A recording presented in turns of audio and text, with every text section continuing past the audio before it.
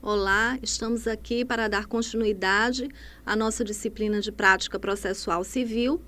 Nessa nossa segunda unidade, iremos abordar a resposta do réu. Na primeira unidade, nós vimos as técnicas de elaboração da petição inicial. Aqui, a gente vai construir a peça processual, que é elaborada pelo réu, ou seja, a sua resposta. Nós temos dois tipos de resposta do réu: a contestação e a reconvenção. A contestação é através dela que o réu vai poder resistir efetivamente àquela pretensão realizada pelo autor. Com base nos fatos alegados pelo autor, o réu ele vai elaborar a sua defesa. A contestação nada mais é do que a defesa do réu num determinado processo. E para isso ele vai também expor as razões de fato e de direito com que ele pretende impugnar aquela petição inicial, aquele pedido que o autor formulou na petição inicial. Portanto, a contestação ela é a ação do réu, assim como a petição inicial é a ação do autor. Também a contestação ela deve seguir regras de elaboração, duas regras fundamentais. Primeiro, ela deve obedecer ao princípio da eventualidade ou da concentração na defesa. O que é esse princípio? Em primeiro lugar, o réu ele deve concentrar toda a sua defesa na contestação. Esse é o momento da defesa em que ele pode realmente apresentar todos os motivos pelos quais ele se opõe àquele direito formulado pelo autor. Em segundo lugar, o réu tem a obrigação de alegar tudo o quanto ele puder, sob pena de perder a oportunidade de fazê-lo. Então, todas as formas, todas as provas, tudo que ele puder constituir na contestação, aqui é o momento em obediência ao princípio da eventualidade ou da concentração da defesa. E a segunda regra fundamental que o réu deve obedecer é o ônus da impugnação não especificada. O réu ele não pode, de forma alguma, formular uma defesa genérica, ou seja, ele não pode fazer a sua defesa negando de forma geral todos aqueles fatos alegados pelo autor. Os fatos eles devem ser contestados um a um, especificamente, sob pena de serem considerados verdadeiros. Então, esses são os requisitos fundamentais para a elaboração da contestação da defesa do réu. Como a primeira parte dessa contestação, nós, assim como na petição inicial, aqui na contestação a gente tem um endereçamento, ou seja, nós vamos indicar na nossa defesa, vamos fazer a indicação do órgão judiciário, ou seja, do juiz ou tribunal para o qual aquela contestação é dirigida. E, logicamente, esse endereçamento ele é feito para o mesmo juiz ou tribunal de origem daquela petição inicial. Então, se foi a uma vara cível, a petição inicial se ingressou na vara cível, excelentíssimo senhor doutor juiz de direito, e aqui a gente já vai saber qual é a vara, porque lá na petição inicial nós não tínhamos ainda conhecimento de qual vara seria distribuído. Aqui a gente já tem, então pode colocar qual a vara cível da comarca de, e aí coloca o município.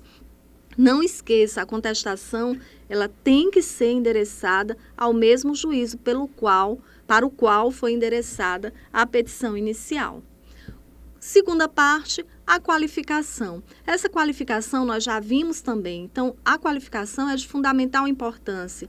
Aqui, se o réu ainda não tinha tido uma qualificação completa, como nome completo, que muitas vezes acontece de só se saber o prenome do réu, esse é o momento em que o réu irá colocar o seu nome completo, o seu número de identidade, o seu CPF e outros dados que sejam necessários. Mas, em regra, no momento da qualificação, para evitar repetições, quanto ao autor, o réu pode colocar a expressão já devidamente qualificado, como no exemplo que nós vamos ver.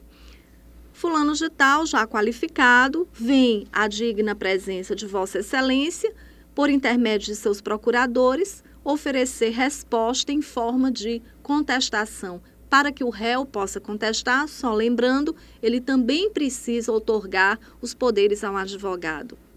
e essa procuração deve ser juntada a essa contestação, aos termos da, e aí vai, se foi uma ação de indenização, se for uma ação de divórcio, uma ação de alimentos, em seu desfavor, proposta por fulano de tal, o que faz pelos fatos e fundamentos de direito a seguir expostos. Na parte 3, o réu ele vai fazer uma síntese, uma sinopse dos fatos que foram alegados pelo autor na inicial. Então, ele deve fazer um pequeno resumo da demanda conforme a narração na petição inicial. Então, logicamente, também seguindo uma ordem cronológica conforme consta na inicial.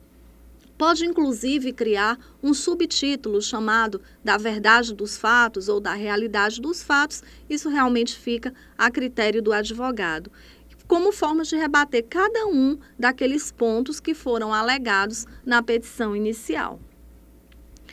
Nós temos as chamadas preliminares e as prejudiciais, que devem ser alegadas no momento da contestação.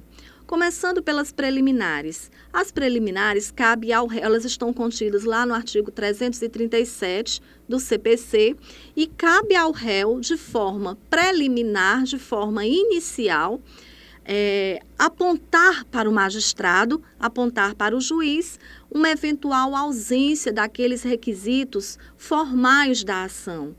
Tá?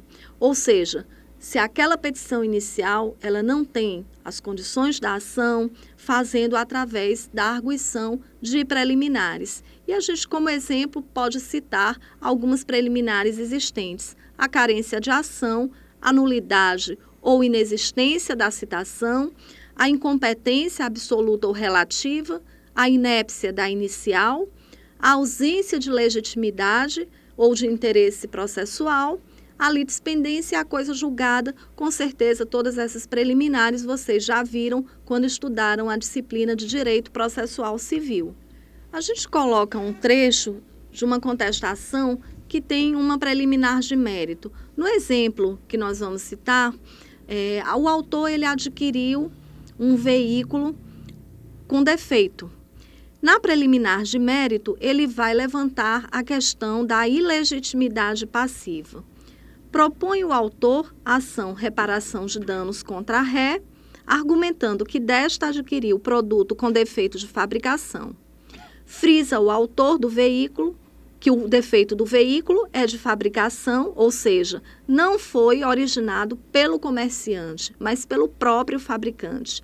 A ré, entretanto, não é a fabricante do veículo adquirido, mas tão somente o comercializa. O comerciante, contudo, somente será responsabilizado caso não se identifique o fabricante, o que não é o caso. Desta forma, o réu é parte legítima para responder à presente ação por ter sido identificado o fabricante. Ou seja, nesse exemplo que nós vimos, o autor adquiriu um veículo, esse veículo com o tempo apresentou algum tipo de defeito e esse autor ingressou contra a concessionária que vendeu aquele veículo. Como forma de se defender, o réu, ou seja, a concessionária, ela vai fazer uma contestação alegando uma preliminar de mérito, no caso, a ilegitimidade passiva. Ela vai expor que aquele defeito é um defeito de fábrica, portanto, não é de responsabilidade dela ressarcir o adquirente daquele veículo por possíveis defeitos, mas sim da fabricante. Já as questões prejudiciais são aquelas questões que devem ser analisadas pelo juiz antes dele analisar o mérito da demanda, o mérito propriamente dito. Sendo, não há um outro momento que não seja o da contestação para que o réu possa alegar as prejudiciais. Dentre as prejudiciais, nós temos a prescrição e a decadência. Acolhidas essas prejudiciais pelo juiz, ele não vai poder sequer examinar o pedido formulado pelo autor. A sentença ela vai restar improcedente, ou seja, o processo vai ser extinto com a resolução do mérito. Temos um exemplo de trecho de contestação com a prejudicial de mérito pela prescrição. O autor alega ter comprado o veículo e aí coloca o ano do veículo, a placa, a fabricação da empresa ré, na data tal, na concessionária tal, já com defeito de fabricação da peça. Ocorre que, por problemas de fabricação nos veículos desse modelo, neste ano de fabricação, a empresa ré realizou um recall amplamente divulgado nos meios de comunicação para substituição, sem despesa alguma para os proprietários do veículo, da peça defeituosa, na data, e aí vai ser colocado o período, como comprovam documentos em anexo. Mas o autor não compareceu para efetuar a troca da referida peça. No dia tal, o autor levou seu veículo à assistência técnica autorizada para efetuar alguns reparos, quando lhe foi alertado sobre a necessidade da troca da peça em questão, de acordo com a cópia do orçamento anexo. No entanto, o autor preferiu não efetuar a troca, uma vez que o conserto ficaria mais caro e tal defeito não prejudicava imediatamente o funcionamento do automóvel. Passaram-se, pois, mais de 5 anos desde que o autor ficou ciente do problema, não lhe faltando oportunidades para efetuar o reparo necessário. Desta feita, ocorreu prescrição do direito de entrar com a ação de reparação de danos provocado pelo defeito de fabricação nos moldes do artigo 27 do Código de Defesa do Consumidor. Ou seja, na sua defesa, a ré irá alegar que o tempo que o adquirente do veículo tinha para pedir a troca do veículo ou o ressarcimento do valor pago, ele já prescreveu. Decorreram-se 5 anos, a empresa fez um recall, estabeleceu um limite para que esse recall fosse feito e o dono do automóvel não compareceu para efetuar a troca dessa peça, portanto, o seu direito prescreveu. Na parte 6 da contestação, nós iremos falar sobre o mérito, ou seja, levantadas aquelas questões prejudiciais e preliminares, se houver, partiremos a partir daí a defesa propriamente dita. Inicialmente, deve-se impugnar, como nós já falamos, todos aqueles fatos que foram alegados pelo autor na petição inicial. Na parte que se refere ao mérito, deve o autor formular todas as defesas possíveis. Esse é o momento de que ele faça todas as defesas possíveis, mesmo que essas defesas sejam incompatíveis entre si. Na parte 7, teremos os requerimentos finais. Assim como na inicial a gente tem o pedido, aqui nós temos os requerimentos finais. Neste momento, o réu também vai fazer os seus pedidos, vai formular os seus pedidos. Em primeiro lugar, se tiver sido levantada alguma questão preliminar ou prejudicial, o acolhimento da preliminar, com a consequente improcedência do pedido, no caso do acolhimento da prejudicial. No mérito, a improcedência do pedido, a condenação do autor nos ônus da sucumbência e as provas com que pretende provar o alegado, que também devem estar contidas e devem ser anexadas junto à contestação. Após a contestação, nós temos um outro tipo de resposta do réu, que é a reconvenção.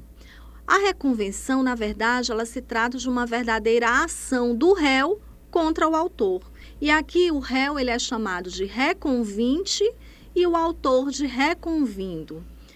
A reconvenção ela é proposta no mesmo procedimento já em curso, ou seja, já existe uma ação e essa reconvenção ela deve ser processada junto com ela.